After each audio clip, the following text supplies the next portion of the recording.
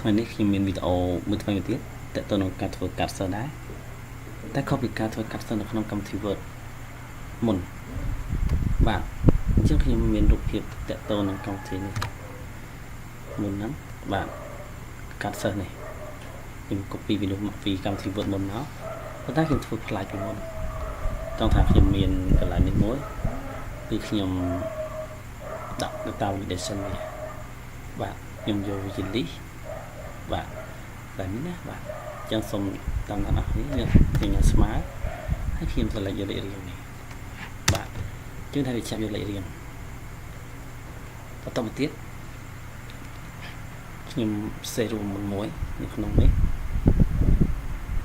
ខ្ញុំ highlight សិនចុះខ្ញុំ highlight វាពណ៌សិនដើម្បីឲ្យយើងងាយស្រួលក្នុងការរកមើលបាទហើយយើងដាក់នេះពណ៌សចោលទៅណាហើយតែនេះខ្ញុំដាក់ឈ្មោះសាស្ត្របាទខ្ញុំដាក់ខ្ញុំ highlight ពណ៌បាទខ្ញុំ highlight 3បាទខ្ញុំ highlight ពី3មកបាទអញ្ចឹងដាក់នេះឈ្មោះសាស្ត្រថ្នាក់អញ្ចឹងខ្ញុំដាក់វាស្មើខ្ញុំរក0.2លុបអាប់ UP ទៀតខ្ញុំបោកចោលខ្ញុំដាក់ចោលខ្ញុំចាក់យកទៅនេះមួយនេះតាមមួយនេះខ្ញុំយកមួយបន្ទាប់ទៅខ្ញុំចុចកន្លែង ID នេះខ្ញុំសេរបស់ខ្ញុំនេះខ្ញុំស្លេចទាំងអស់បាទទៅទាំងអស់ស្លេចទាំងអស់ហើយខ្ញុំវាមួយទៀតកន្លែងវិញខ្ញុំដាក់ថ្នាក់អញ្ចឹងកន្លែងនេះយើងរកមក1 2 3 4 5បាទសអ៊ីគឺលេខ5បាទខ្ញុំវិញ5បញ្ចូលនៅរូបមុននេះបាទលេខ5បញ្ចូលខ្ញុំវាមួយទៀតខ្ញុំដាក់លេខ0បាទខ្ញុំបន្តមកចុចអង្វិញម្ដងខ្ញុំ enter បាទបន្តទៀតខ្ញុំ copy រូបមុនហ្នឹងខ្ញុំ copy ត្រឹមតបអក្សរ V នេះមកខ្ញុំ copy មកខ្ញុំបញ្ចប់តោះខ្ញុំដាក់ញ៉ាំស្មើខ្ញុំថាវា Ctrl V នេះមកតោះខ្ញុំចង់ដាក់ឈ្មោះមិននៅលេខរៀងពីម៉ានសិនបាទនៅឈ្មោះរៀងពីម៉ានឈ្មោះ1 2 3បាទខ្ញុំចូលមក3ខ្ញុំដាក់លេខ3ឈ្មោះដាក់លេខ3ចឹងនេះដាក់លេខ3បាទនេះថាប៉ាទីនេះមកមួយចូលទៅវាចេញមកគេបាទចឹងកន្លែងនេះវាចេញមកគេអូខេចឹងឡើយនេះឆ្ងាយណាស់ទៀតវាចូលវិញមកលេខ5បាទ enter បាទតោះទីមានត្រូវការអត្តលេខលេខ2ចឹងខ្ញុំបាក់ស្មើខ្ញុំវាសវីដាក់លេខ2នេះលេខ2លើលេខ5នេះលេខ2បាទនេះ enter អត្តលេខ11តោះទីទូរស័ព្ទនៅលើទី1នេះសិន1 2 3 4 5 6 7លេខទី6បាទទី6យើងរកមកទី1យើងដល់ហើយនេះមកជិះត្រកស្ញាស្មាត story ខ្ញុំលុបចោលលេខ6ខ្ញុំដាក់លេខ6បាទតោះទៀតខ្ញុំប្រើរូបមួយសេះមួយនេះខ្ញុំចុច select ចេញលុបចោលទៅមកខ្ញុំយក person ដល់លើនេះស្ញាស្មាតខ្ញុំដាក់លើនេះ enter បាទខ្ញុំលុបចោលយក person ដាក់លើនេះយើងស្លេងមកខ្ញុំ enter ដល់ទៀតស្ញាស្មាតឈ្មោះមក enter បាទដល់លើទៀតខ្ញុំលុបចោលហើយស្ញាស្មាតខ្ញុំយកអត្តលេខនេះអត្តលេខ enter ដូចគ្នាបាទខ្ញុំលុបចោលស្ញាស្មាតនេះវិសាបាទវិសា enter បាទហើយនៅរូបថតខ្ញុំត្រូវការ free font វាខ្ញុំ select វា1 2 3 4បាទខ្ញុំដាក់ font វាមកខ្ញុំជ្រើសរើស font ឲ្យវាខ្ញុំដាក់ font នេះគេស្មើមួយចាស់បាទស្មើមួយខ្ញុំដាក់លេខ12ចាស់ឲ្យធំទៅចាស់ស្អាតទៅបាទ font 12ស្អាតទៅដែរហើយយើងប៉ុណ្ណឹងដែរបាទប៉ុណ្ណឹង តើមកខ្ញុំត្រូវការរៀបរូបថតសិស្សបាទទេហ្នឹងខ្ញុំត្រូវការរូបថតសិស្សវារូបថតនេះរូបថតចូលក្នុងការរបស់ខ្ញុំអញ្ចឹងវាសាំញ៉ាំតិចណាអញ្ចឹងយើងចូលឲ្យ formula នេះចូល formula យើងចូលពាក្យនេះនេះតែនេះយើងវា new បាទ new យើងសេ st ទៅ st មកខ្ញុំយកឲ្យនេះខ្ញុំលុបចោលហើយខ្ញុំសេរូប in អង់គ្លេសណា in បាទ sorry in Dutch បាទ ind ex បាទវាបោកចោលមួយមកវាបោកចោលមកហើយយើងចូលដល់កន្លែង id វិញ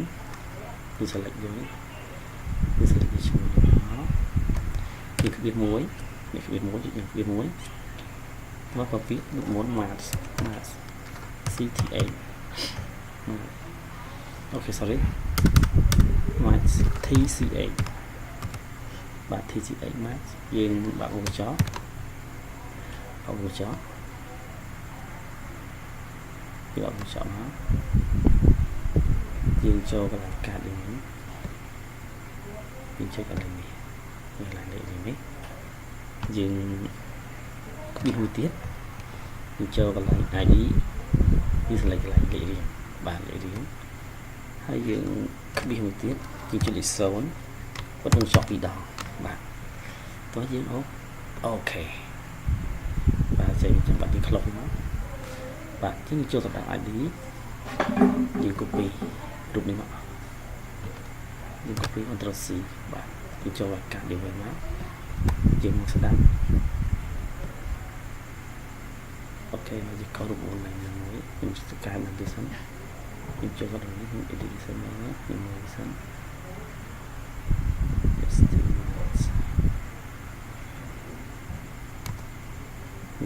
អូខេមក TCA C2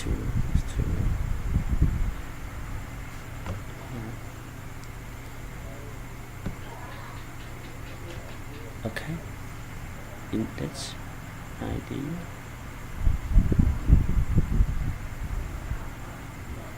ខ្ញុំវិញចូលមកនេះហើយខលមកនេះ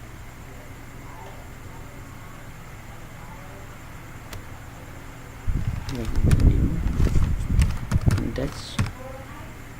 បបមកចោលជាង select import មកបាទ click លើនេះទៅជួលថតវាមួយ match cta នេះ tca បបចោលជាង select កន្លែងកាតនេះយកកន្លែងនេះពីក្បៀសមកហើយចុចលើ id នេះពីស្ទេកមកពីក្បៀសមកចុចលើ0បាទចុចលើ enter អូខេគាត់ទៅទៅហើយចឹងយើង copy រូបភាពអូខេ sorry យើង copy ខុសបាទគឺរូបភាពថតយើងអត់ copy ដល់រូបភាពចឹងទេបាទសំតោះគឺយើង copy ដល់នេះវា copy ចែកបាទយើងចុចលើ save